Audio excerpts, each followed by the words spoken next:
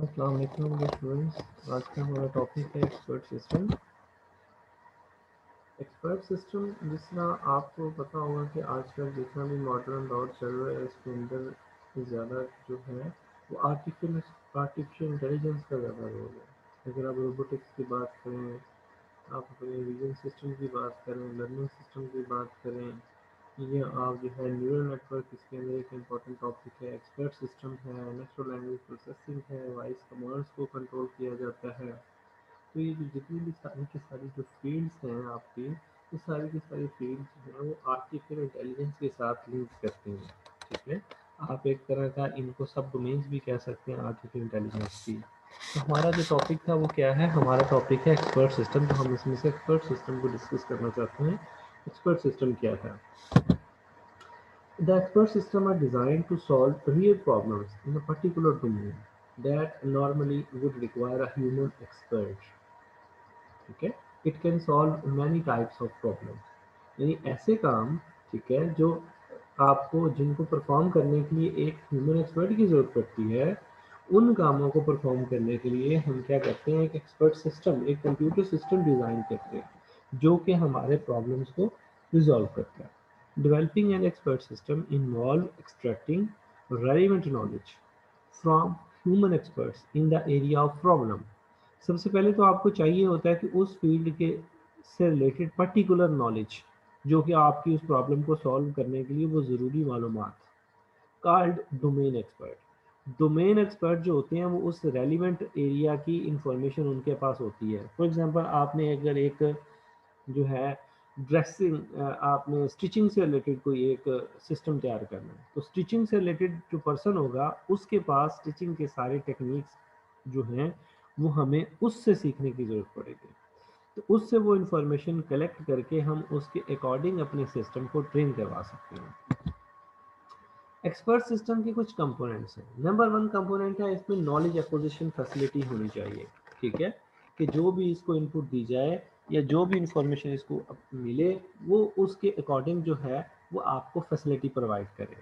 Knowledge base बनाए। Knowledge base का मतलब ये है कि अपने पास एक डेटाबेस बिल्ड करे, ठीक है, जिसके अंदर आपके उस सारी की सारी इंफॉर्मेशन, जो टास्क को परफॉर्म कर चुका है, जो टास्क उसने परफॉर्म करने हैं, उनको कैसे उसने परफॉर्म करना है, उनसे रिलेटेड जितनी भी आपकी इंफॉर्मेशन है वो नॉलेज बेस के अंदर स्टोर होनी चाहिए। नॉलेज बेस मैनेजमेंट सिस्टम, तो फिर वो जो उसके पास नॉलेज बेस बना हुआ होगा, जो इन्फॉर्मेशन उसके पास बनी हुई होगी, उसको मैनेज करने के लिए भी एक सिस्टम होना चाहिए। उसके बाद एक इन्फ्रेंस इंजन होना चाहिए। इन्फ्रेंस इंजन से मुराद क्या होता है कि जिसमें आप लोग जो है वो इनपुट रिसीव करे, सिस्टम इनपुट रिसीव करे, यानी उसका एक इंटरफेस भी कह सकते हैं, जो कि सारे के सारे काम को डील करे। उसके बाद वर्क स्पेस होनी चाहिए। वर्क स्पेस से मुराद ये होता है कि वो एरिया, वो स्पेसिफिक एरिया जहाँ पर उस नॉलेज बेस को यूज़ करते हुए वो पर्टिकुलर फैसिलिटी जो उसने देनी है, प्रोवाइड करनी है, या जो टास्क परफॉर्म करना है, उस एरिया की वर्किंग होती है। ठीक है, तो उसके बाद एक्सप्लेनेशन फैसिलिटी, और देन फिर आपके पास रीजनिंग कैपेबिलिटी, कि उसके पास ऐसी महारत हो, सोचने की महारत हो, ठीक है, थिंकिंग एबिलिटी उसके अंदर होनी चाहिए कि प्रीवियस जो टास्क है वो मैंने इस तरीके से परफॉर्म किया और उसका मेरा एक्सपीरियंस ऐसा रहा, तो वो प्रीवियस एक्सपीरियंस की बेस पे डिसाइड कर सके कि मैंने नेक्स्ट जो आने वाला टास्क है वो कैसे परफॉर्म करना है। उसके बाद यूज़र इंटरफेस। तो ये कुछ आपके एक्सपर्ट सिस्टम के प्राइमरी कंपोनेंट्स हैं। अब हम देखते हैं खूबियाँ क्या हैं एक्सपर्ट सिस्टम की, कैरेक्टरिस्टिक्स क्या हैं। Expert system is capable of handling challenging decisions, problem, and delivering solutions. Expert system uses knowledge rather than data for solution. Much of the knowledge is heuristic based rather than algorithmic. Heuristic का मतलब होता है कि किसी चीज़ की खोज करते करते वहाँ तक पहुँच जाना। ठीक है, ह्यूरिस्टिक का मतलब होता है किसी चीज़ का क्लू अगर आपको मिल गया, उस क्लू को यूज़ करते हुए आप उस पर्टिकुलर टारगेट तक पहुंच सकते हैं। इसकी सिंपल एग्जांपल देखें कि एक चूहा है और उसने एक रूम में से जो है पनीर का टुकड़ा ढूंढना, तो वो खुशबू सूंघते सूंघते सूंघते सूंघते उस क्लू की हेल्प से उस पनीर के टुकड़े तक पहुंच जाते हैं। ठीक है? दूसरा जो तरीका होता है वो एल्गोरिथमिक होता है। एल्गोरिथम का मतलब होता है कि एक ऐसी डिस्क्रिप्शन या डिस्क्रिप्शन ऑफ एक्टिविटी, ठीक है, step by step description of an activity, कि किसी भी टास्क को या एक्टिविटी को परफॉर्म करने के लिए वो जो तरीकाकार आपने अडॉप्ट करने हैं उनको अगर हम स्टेप बाय स्टेप लिखें तो हम उसको एल्गोरिदम कह सकते हैं। ठीक है, एल्गोरिदम किसी भी काम को करने का स्टेप बाय स्टेप जो तरीका है उसको हम एल्गोरिदम बोल सकते हैं। तो आपके जो एक्सपर्ट सिस्टम होते हैं वो आपको क्या करते हैं, नॉलेज को यूज़ करते हुए, ठीक है, यानी डाटा को कम इस्तेमाल करते हैं और अपने नॉलेज को ज़्यादा इस्तेमाल करते हैं किसी भी मसले को हल करने के लिए। Much of the knowledge is heuristic based rather than algorithmic. यानी वो कहता है कि आपको क्लू की मदद से जो है किसी भी प्रॉब्लम को सॉल्व करना उनके लिए आसान हो जाता है। Expert system it has the capability to explain how the decision was made।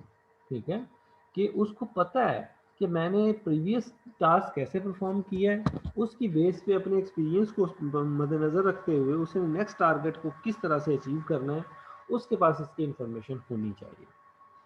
उसके बाद कैन एक्सप्लेन देयर रीजनिंग और सजेस्टेड डिसीजंस, और वो ये बता सके कि मैंने जो है किस तरीके से डिसीजंस लेने हैं।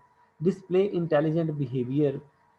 इंटेलिजेंट बिहेवियर का मतलब होता है कि जो भी उसने खुद खुद कार जो काम करने हैं उनकी इंफॉर्मेशन जो है वो डिस्प्ले भी करवा सके। Draw conclusions from complex relationships, कि उसके पास जितने भी इस तरह के कम्प्लेक्स उसने टारगेट परफॉर्म किए हुए होते हैं उनको आपस में जोड़ के देखे कि कौन सा, यानी कंपैरिजंस करवा के देखे कि कौन सा टास्क मैंने आसानी से परफॉर्म किया, कौन सा मुश्किल से किया, अगर मुश्किल से किया तो उसके अंदर क्या मुश्किलात पेश आई, तो वो उस तरह के कंक्लूजन्स उसमें से ड्रॉ कर सके। उसके बाद प्रोवाइड पोर्टेबल नॉलेज। ठीक है, कि एक अगर एक्सपर्ट सिस्टम तैयार किया तो अगर हम उसका सारे का सारा नॉलेज जो है किसी दूसरे एक्सपर्ट सिस्टम में ट्रांसफ़र करें तो वो दूसरा एक्सपर्ट सिस्टम भी उसी नॉलेज के अकॉर्डिंग जो है वो टास्क परफॉर्म करे। तो पोर्टेबल का मतलब होता है एक जगह से दूसरी जगह जो है नॉलेज को मुंतकिल किया जा सके। Expert system shell a collection of software packages and tool use to develop an expert system. कि एक्सपर्ट सिस्टम शेल किसको बोलते हैं, एक ऐसा जो ऐसा इन्वायरमेंट है जहाँ पर आप क्या करते हैं डिफरेंट सॉफ्टवेयर पैकेजेस और टूल्स का इस्तेमाल करते हुए आप एक्सपर्ट सिस्टम को बनाते हैं यानी डेवलप करते हैं। अब एक्सपर्ट सिस्टम की कुछ लिमिटेशंस हैं। क्या लिमिटेशंस हो सकती हैं? नॉट वाइडली यूज्ड टू और टेस्टेड, इसको ज़्यादा जो है इस्तेमाल भी नहीं किया जा सकता, ठीक है, और ज़्यादा इसको टेस्ट भी नहीं किया जा सकता।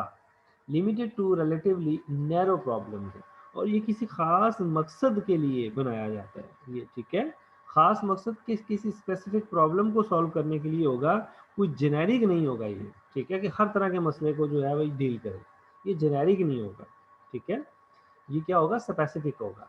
Can not readily deal with mixed knowledge, ठीक है, तो कॉम्प्लिकेटेड जो नॉलेज होता है उसके साथ ये डील नहीं कर सकता, इसको सीधी सीधी बातें समझाई जाती हैं, उन सीधी सीधी बातों के अकॉर्डिंग जो है ये काम करता है। पॉसिबिलिटी ऑफ एरर, तो इसके अंदर एरर का भी चांस हो सकता है।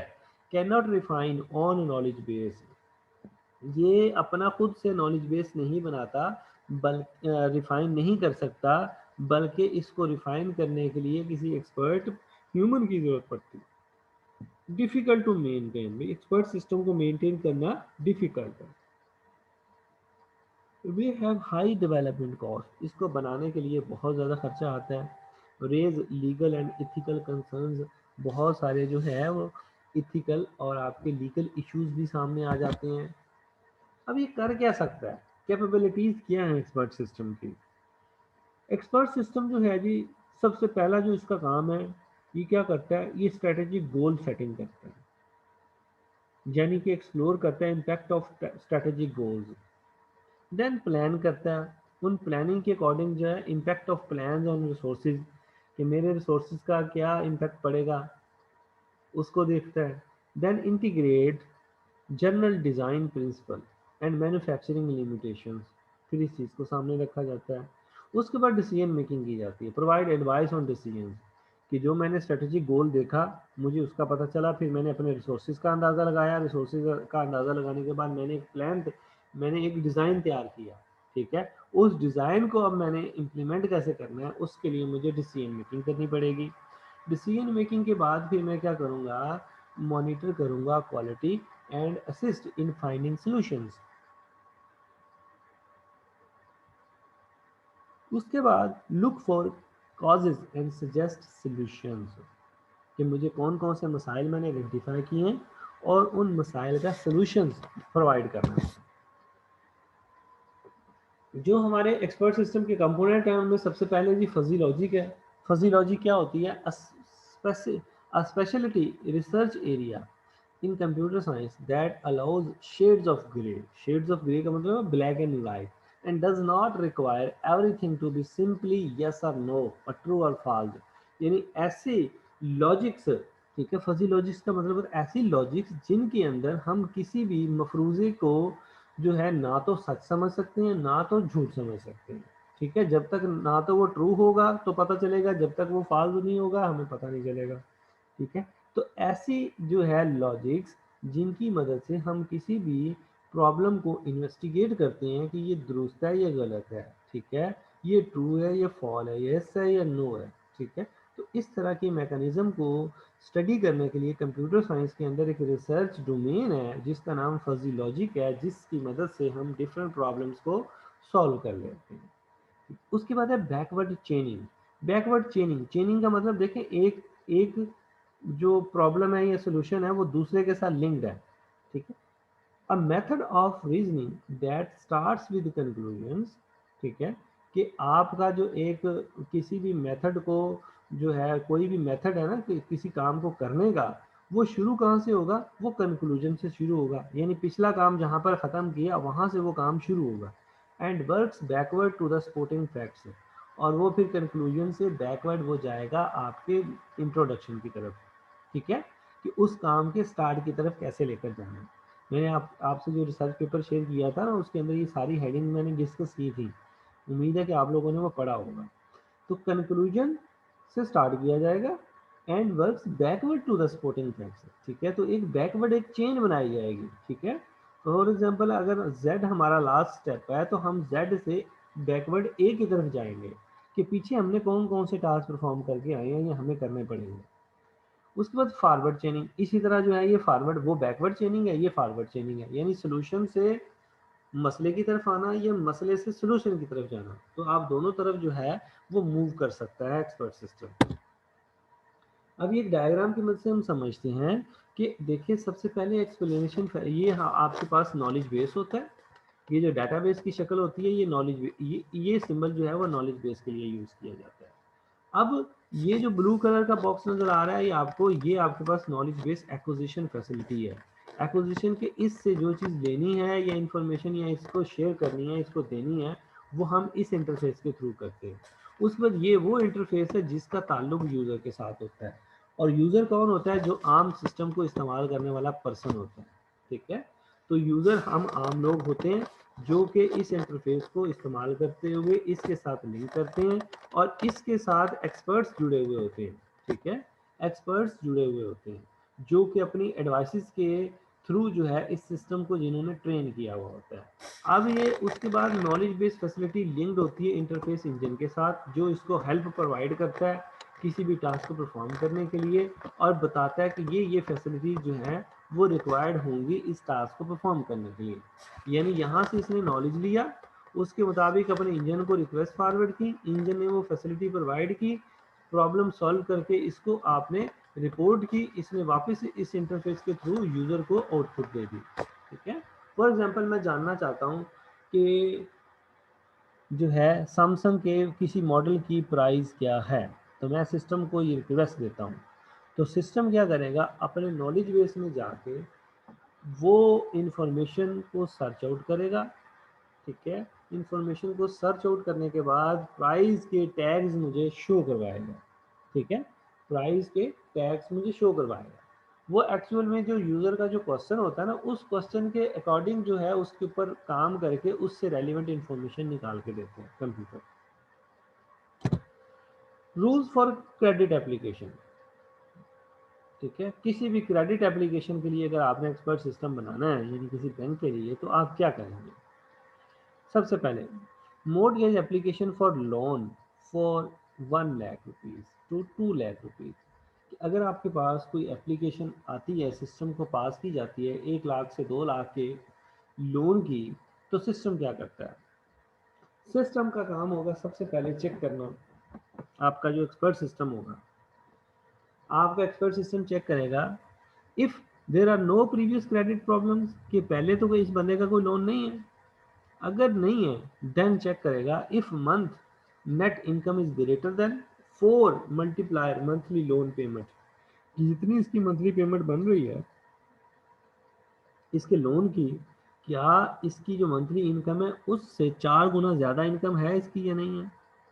अगर ये दोनों बातें ट्रू होती हैं, इफ का मतलब होता है ना अगर, अगर ये बात ट्रू है एंड, और ये बात भी ट्रू है and, if drawn payment is 15% of total value of property, कि आपने जो लोन लेना है उसकी जो आपकी जो प्रॉपर्टी आप उसको रखवा रहे हैं लोन के तौर पे, उसकी जो टोटल वैल्यू है वो एटलीस्ट आपकी डाउन पेमेंट के 15% के इक्वल होनी चाहिए। ठीक है। और अगर ये बात भी दुरुस्त है देन फिर वो चेक करेगा if net income of borrower is greater than 25,000।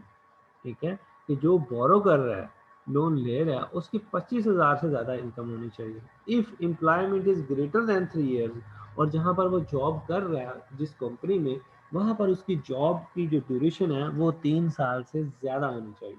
ठीक है। तो अब इस काम को करने का वो अलहदा फार्मूला लगाकर इसको कैलकुलेट करेगा, इसको अलहदा चेक किया जाएगा, इसको अलहदा चेक किया जाएगा, इसको अलहदा चेक किया जाएगा, इसको अलहदा चेक किया जाएगा। जब ये सारी बातें ट्रू हो जाएंगी, ठीक है, यानी जब आपने देखें, जब आप क्या करते हैं कि अपने डिफरेंट बैंकों के ना डिफरेंट कैलकुलेटर्स नेट के ऊपर अवेलेबल हैं, तो वो आप जब कैलकुलेटर ओपन करते हैं कि मैंने गाड़ी लेनी है, मैंने घर लेना है, लोन लेना है, तो उसके लिए मेरा इतने साल का प्लान होगा, इतनी मेरी इनकम होगी, तो वो सारी इन्फॉर्मेशन जब आप सिस्टम को देते हैं तो सिस्टम उसके अकॉर्डिंग आपकी इन सारी चीज़ों को वेरीफाई करता है। चेक करने के बाद वो क्या करता है, डिसाइड करता है, देन एक्सेप्ट द एप्लीकेशन और रिजेक्ट। ठीक है। और अगर वो रिजेक्ट होती है, else check other credit rule, अगर वो ये कंडीशन ट्रू नहीं करता तो फिर वो बताएगा कि भाई आप अपना लोन जो है वो उसकी कंडीशन चेंज करें, 50,000 से 1 लाख तक करें। ठीक है, या जो है 1,50,000 तक करें, 2 लाख तक आप सपोर्ट ही नहीं कर पा रहे। ठीक है, यानी आप उसके लिए एलिजिबल नहीं है। तो ये जितनी भी सारी की सारी वर्किंग की है ये आपके सिस्टम ने की है, ये आपके एक्सपर्ट सिस्टम ने की है। A part of the expert system that allows user or decision maker to understand how the expert system arrived at certain conclusions or results। यानी जो उनको बनाने वाले होते हैं, जो डिसीजन मेकर होते हैं, उनको पता होता है कि ये जो सारा काम बैक एंड पे हो रहा है ये किस तरीके से हो रहा है, कि अगर मैंने एक्सपीरियंस चेक करना है तो कैसे करना है, इनकम चेक करनी है तो कैसे करनी है, 15% निकालना है तो कैसे निकालना है मैंने। ठीक है, 4 मल्टीप्लाई जो मंथली इंस्टॉलमेंट है उसको कैलकुलेट जब तक नहीं करूंगा तब तक मैं इसकी इनकम के साथ कंपेयर नहीं करा सकता। और उसके बाद इसकी प्रीवियस आपकी क्रेडिट प्रॉब्लम। अब जब तक ये सारी इन्फॉर्मेशन जो है सिस्टम कैलकुलेट नहीं करेगा, सिस्टम को कैलकुलेट करने के लिए आप कौन इन्फॉर्मेशन देगा, वो आपका ये एक्सपर्ट इन्फॉर्मेशन देगा। ये जो एक्सपर्ट है, ठीक है, ये बताता है कि ये जो 15% का फार्मूला है ये आपने यूँ रखना है, आपने जो है प्रीवियस जॉब की ड्यूरेशन इतने साल की रखनी है। इसको तो इस सारी चीज़ का मामला का नहीं पता, इसने तो सिर्फ क्यूरी लगाई थी कि क्या मैं एलिजिबल हूँ 1 लाख से 2 लाख का लोन लेने के लिए या नहीं एलिजिबल। तो इसके बाद ये एक्विजिशन फैसिलिटी ने क्या किया, डिफरेंट फार्मूलाज जो जिसके अकॉर्डिंग इस सिस्टम को तैयार किया गया था उन सारी चीज़ों को चेक किया, उन सारे रूल्स के अकॉर्डिंग इसने वर्क किया और डिसाइड करके बता दिया कि एक्सेप्ट करनी है इसकी एप्लीकेशन या रिजेक्ट करनी है। ठीक है जी, तो ये आपकी ये फैसिलिटी की एक्सप्लेनेशन है। अब ये जो नॉलेज एक्विजिशन फैसिलिटी थी उसने क्या किया, knowledge acquisition facility provide an inconvenient and efficient means of capturing and storing all components of the knowledge base। कि ये जो नॉलेज बेस एक्विजिशन फैसिलिटी है इसका काम ये है कि भाई इस सारे के सारे काम को प्रोवाइड करते हुए, परफॉर्म करते हुए आपने सारे के सारे कंपोनेंट्स की इंफॉर्मेशन अपने नॉलेज बेस के अंदर अच्छे तरीके से स्टोर करनी है। यानी जब तक उन सारे रूल्स की इंफॉर्मेशन नॉलेज बेस पे नहीं होगी तब तक ये एक्विजिशन फैसिलिटी सेंटर जो है उन फार्मूलाज को यूज़ करते हुए क्या है ये सारे के सारे रूल्स टेस्ट नहीं कर सकेगा। ठीक है जी। और इसको कंट्रोल कौन कर रहा होगा? एक्सपर्ट कंट्रोल कर रहा होगा। एक्सपर्ट इसको जिस तरीके से चलाना चाह रहा है, ये एक्सपर्ट सिस्टम उसी तरीके से चलता है। तो उसके बाद बात करते हैं जी हम कि डोमेन का मतलब क्या था इसके अंदर। डोमेन कहते हैं जी the area of the knowledge addressed by the expert system. अब ये जो एक्सपर्ट दिखाया गया है, इसकी एक्सपर्टीज जो है, ये तभी इस सिस्टम को सही तरीके से ट्रेन कर सकता है अगर इसका नॉलेज इन सारे जो रोल्स बताए हैं हमने, इनके अकॉर्डिंग अगर इसका एक्सपीरियंस है। अगर वो इसमें डाल दीजिए क्या इसने बीएससी की हुई है कि नहीं, क्या इसने जो है एमफिल किया हुआ है कि नहीं, क्या इसने 16 साल एजुकेशन ली हुई है या नहीं, क्या जो है इसके 3 भाई हैं कि नहीं, क्या इसने जो है ये स्पोर्ट्स खेल में इंटरेस्ट रखता है कि नहीं। तो क्या ये जितने भी क्वेश्चन मैंने दोहराए हैं, इनका ताल्लुक इसकी लोन लेने की एप्लीकेशन से है या नहीं। तो इसका डिसीजन कौन लेगा? इसका डोमेन एक्सपर्ट लेगा। तो ये सारी की सारी चीज़ें इस डोमेन के साथ रेलिवेंट नहीं है। ठीक है, तो इस डोमेन से रेलिवेंट जो भी इंफॉर्मेशन है उसका तयन करने के लिए आपका जो एक्सपर्ट पर्सन है वो डिसाइड करता है कि इसमें क्या डोमेन नॉलेज मैंने ऐड करना है। ठीक है, रेलिवेंट क्वेश्चन कौन से मैंने पूछने हैं। ठीक है, जब तक उसके पास रेलिवेंट इन्फॉर्मेशन नहीं होगी, डोमेन इन्फॉर्मेशन नहीं होगी, तो एक तो वो टाइम वेस्ट करेगा, और उसके बाद जो आपका डिसीजन पावर होगी वो आपकी स्ट्रॉन्ग नहीं रहेगी। अब पार्टिसिपेंट्स कौन कौन से होते हैं एक्सपर्ट सिस्टम को डेवलप करने के लिए या उसको इस्तेमाल करने के लिए।